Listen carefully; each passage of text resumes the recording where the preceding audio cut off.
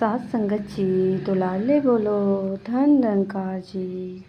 सात संगत जी, आज यहाँ रायपुर में आप सभी बहुत ही भक्ति भाव से सत्संग का आनंद ले रहे हैं और मर्यादित रूप से हर एक के वचनों को सुन रहे हैं।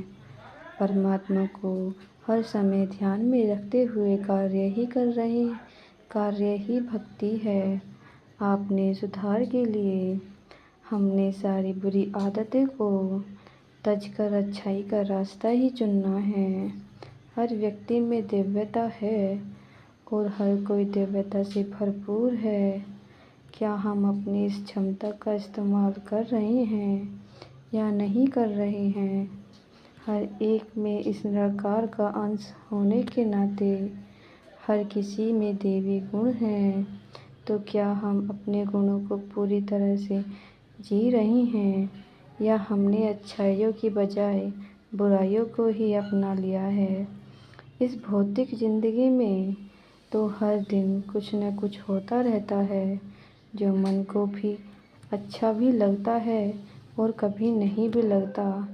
अगर हमारी अवस्था ऐसी है जैसे एक टेढ़ा मेढ़ा घुमावदार रेल पथ होता है जो कहीं पर झुका हुआ कहीं उठा हुआ, तो रोलर कोस्टर पर बैठे जैसे हमारी ज़िंदगी बन रही है।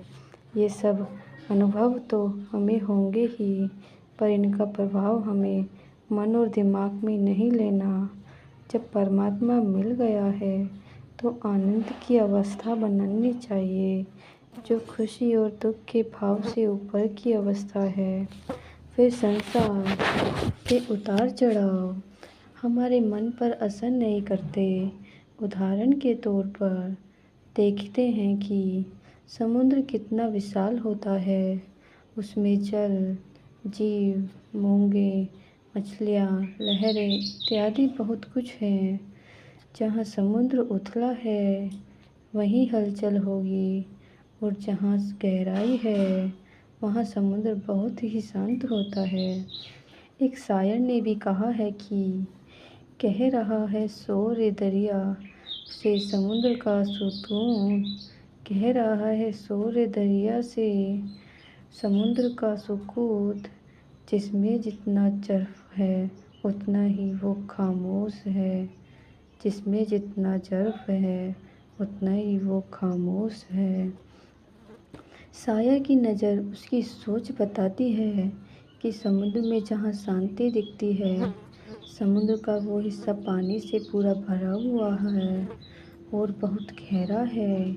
जहाँ लहरें आवाज़ करती सुनाई देती हैं तो समझ आ जाता है कि इस जगह पर समुद्र गहरा नहीं है। सुकून और जर्फ समुद्र की अपनी काबिलियत हैं। जहाँ पानी से भरा हुआ है, गहराई है, वहाँ पर वो शांत है और जहाँ उथला है वहाँ शोर मच रहा है। हम भी कभी कभी जीवन में अपना व्यवहार ऐसा ही बना लेते हैं कि बोलते तो बहुत कुछ हैं लेकिन वो कर्म जीवन में होता नहीं, उसका कुछ अता पता नहीं होता। बस औरों के आगे हम बड़े बड़े बोल देते हैं, अपनी प्रशंसा करते रहते हैं। जो नम्रता से युक्त होते हैं, मन में जिनकी विशालता होती है, करुणा, समदृष्टि आदि प्यार के भाव जिस दिल में होते हैं, उस दिल में कभी भी अहंकार नहीं होता। किसी ने अपने मन को संकीर्ण नहीं करना। हर एक को अपने जीवन में आने के लिए प्यार से रास्ता देना है। कोई जोर जबरदस्ती नहीं करनी कि हर एक को पसंद करना है। मुँह से तो उनको अच्छा बोलें, लेकिन मन में उस इंसान के लिए ऐसे भाव आ रहे हों कि जल्दी से जल्दी यह इंसान मेरी आंखों के आगे से हटे।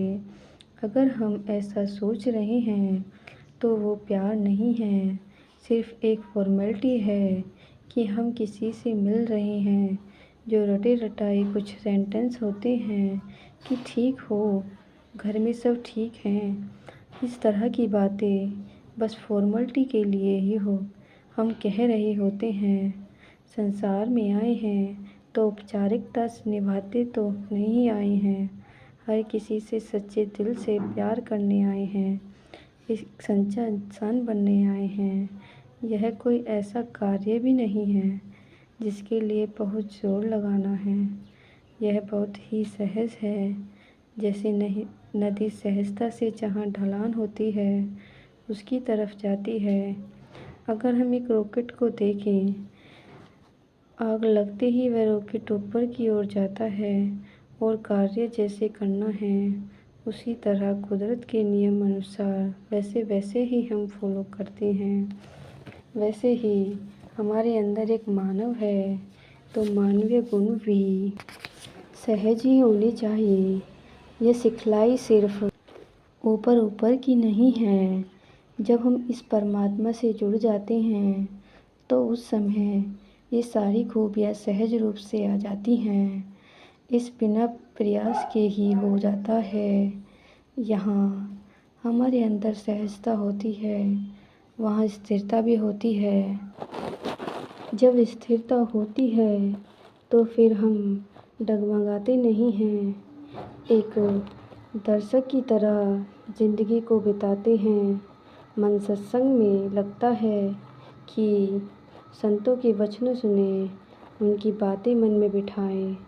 फिर परमात्मा का सुमिरन भी हर समय होता रहेगा। शुक्राना भी का भाव भी मन में रहेगा।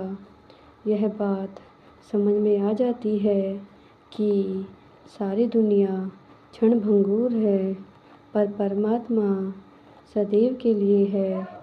यही परम सत्य है जो कभी ख़त्म नहीं होगा।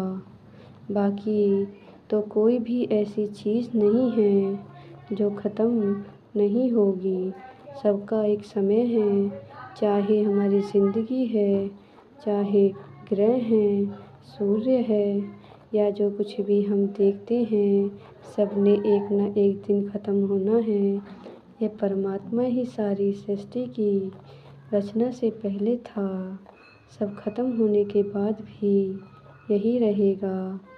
जब इस स्थिर परमात्मा के साथ मन जोड़ लेते हैं तो हम की स्थिर हो जाते हैं।